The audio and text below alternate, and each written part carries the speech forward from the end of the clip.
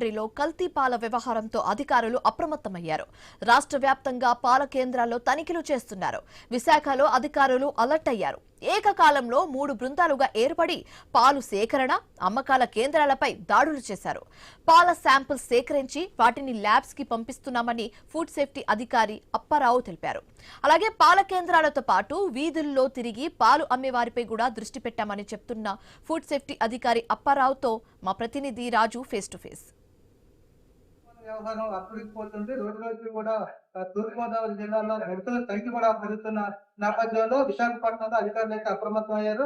ముఖ్యంగా విశాఖపట్నంలో ఉన్నటువంటి పాల కేంద్రాలు కూడా తనిఖీలు చేస్తున్న పరిస్థితి. మనతో పాటు ఫుడ్ సేఫ్టీ అప్పారావు గారు ఉన్నారు. చెప్పండి, మీరేమో ఈ తనిఖీలు చేపడుతున్నారు, ఎక్కడెక్కడ చేపడుతున్నారు, ఏంటి? మా కమిషనర్ ఫుడ్ సేఫ్టీ వారి ఆదేశాల మేరకు మొత్తం స్టేట్ లో ఈ రోజు కూడా ఈ సర్వేలెన్స్ డ్రైవ్ అనేది చేయడం జరుగుతుందండి. శాంపిల్స్ దాంట్లో విశాఖపట్నంలో జిల్లాలో ఉన్నటువంటి రిటైల్ అవుట్లెట్ అన్ని కూడా రిటైల్ లూజ్ ఎక్కడైతే అవుతుందో లూజ్ పాయింట్ల మీద శాంపిల్ చేస్తారు. ఎందుకంటే లూజ్ పాయింట్ లోనే ఎర్రల్ చేయడానికి ఎక్కువ ఉంది. సో ఏంటంటే మనకి రూరల్ ఏరియాలో డైరీ ఫార్మ్స్ ఉన్నాయి. ఆ డైరీ ఫార్మ్స్ వాళ్ళు మన సిటీలోకి చిన్న చిన్న అవుట్లెట్ ద్వారా వీళ్ళు రిటైల్ గా అమ్మడం జరుగుతుంది. దాంట్లో ఏదైనా అడల్టరేట్ చేశారా లేదా అని చెప్పేసి కన్ఫర్మేషన్ చేసి శాంపుల్ తీయడం కూడా జరుగుతుంది. ఇప్పుడు వరకు ఏంటంటే మనకు అక్కలపాలెం 80 ఫీట్ రోడ్డు, తర్వాత సీతమ్మ దగ్గర ఒకటి, అందిపి కొనలి, ఆసిలిమెట్ట, ఇవన్నీ ప్లేసుల్లో కూడా చేయడం జరిగింది. విశాఖపట్నంలో మొత్తం 3 బృందాలుగా దింపాం.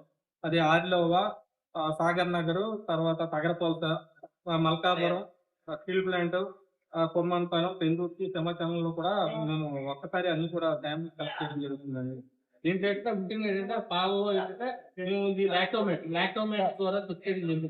అంటే దీంట్లో ఏమైనా వాటర్ ఏదైనా మిక్స్ చేస్తారని చెప్పి చెక్ చేయడం జరిగింది. రెండోది ఏంటంటే ఇది మిల్క్ వాల్యూస్ అన్నమాట, మిల్క్ పీహెచ్ వాల్యూస్ ఇవన్నీ కూడా చెక్ చేయడానికి కూడా మేము ఇది తీసుకురావడం జరిగింది. దీని ద్వారా ఇందాల మీకు చెక్ చేసి చూపించడం జరిగింది. రెండోది ఏంటంటే మేము ఎక్కువ సస్పెక్ట్ చేసింటే మిల్క్ ఫ్యాట్ పర్సెంటేజ్ ఎంత ఉంది, మిల్క్ సాలిడ్స్ ఎంత ఉన్నాయి, షుగర్ కానీ, స్టార్చ్ కానీ, యూరియా కానీ, తర్వాత కార్బోనేట్స్ కానీ, హైడ్రోజన్ పెరాక్సైడ్ కానీ, ఇటువంటి ఏమైనా హార్మ్ఫుల్ కెమికల్స్ ఏమైనా మిక్స్ చేశారా అని సస్పిషన్ మీద మేము స్టేట్ ల్యాబ్ కి, మైక్రోబయాలజీ ల్యాబ్ కి మేము పంపించడం జరుగుతుందండి. ఏమైనా క్వాలిటీలోని ఏమైనా తేడా ఉందంటే ఇప్పుడు మీరు తీసిన శాంపిల్స్ 15 రోజులు పడుతుంది. అందుకే మేము ఏంటంటే వాటర్ లేదని దీంట్లో అయితే ఇంకో చూడండి, వాటర్ అయితే లేదు. చూడండి, ఇంకో చూడండి, వాటర్ అనేది ఇక్కడ చూడండి 3 స్టేజ్లు వెళ్తుంది. పైన వాటర్ ఉంది, ఇంతవరకు మిల్క్ అని చూడండి. అది సో అది ఇది ఏంటంటే పిహెచ్ వాల్యూ అన్నమాట, ఎంత ఉంది ఏంటో తెలియడానికి. ఈ డిప్ మూవ్ చేస్తే ఏమైనా అదర్ కెమికల్స్ కలిసే లేదా తెలుసు, కానీ దీని కన్ఫర్మేషన్ మనం చేసుకోండి. మైక్రోబయల్ ల్యాబ్ లోను నేను చెప్పినట్టు ఇవన్నీ కూడా చేస్తే మనకు బయటపడతాయి.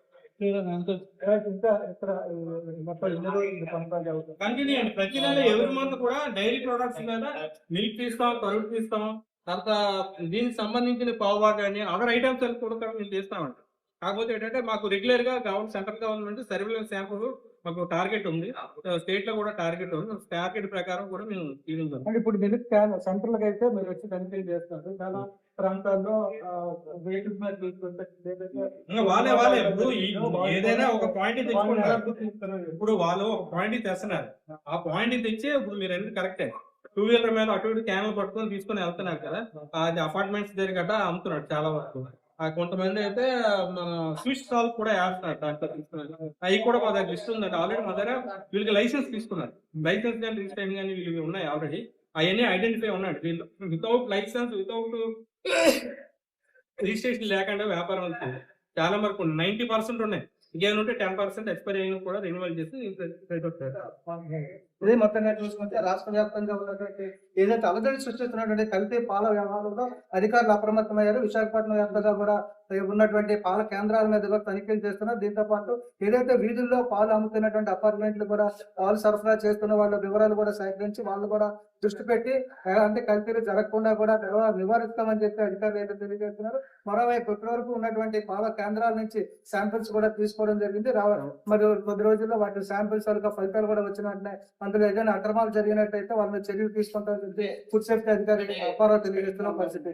వీడియో జర్నలిస్ట్ శివశంకర్తో రాజు, 5 న్యూస్ విశాఖపట్నం.